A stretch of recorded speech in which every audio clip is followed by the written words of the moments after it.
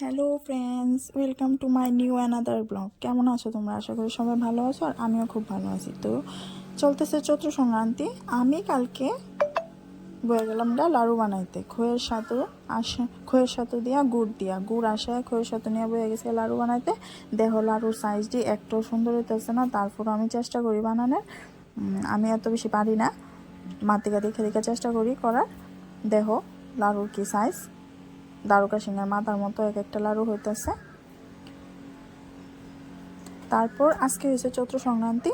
তো আজকে আমাদের নিয়ম আছে 5 জাতের তরকারি রান্না করে সবজি রান্না করে ঠাকুরের কাছে ভোগ দিতে লাগে। তো মা রান্না করলো আম ডাইল, পাঁচমিশালি ভাজা সিমের বিচি দিয়া, পাঁচমিশালি শাক সিমের বিচি দিয়া, পনির তরকারি, তারপর হয়েছে টমেটোর টক রান্না করে আমরা ঠাকুরের কাছে ভোগ দিতে লাগে। তো রান্না করে আমরা নিয়ে আই ফেললাম ঠাকুরের এখানে ভোগ দিতে। ঠাকুরের এখানে ভোগ দিয়ে একটু পূজা করলাম, কইরা আমরা এই প্রসাদটা আজকে সবাই নেমু। আমরা আজকে চৈত্র মাসের সংক্রান্তির দিন আমরা এটাই নিয়ম। তোমরা কার কার কীরকম নিয়ম অবশ্যই কমেন্টে জানাইবা। আর আজকের দিনটা কেমন কাটতেছে জানাইবা। আমার তো খুব ভালো কাটতেছে। তো ঠিক আছে, ভালো থাকো, টাটা।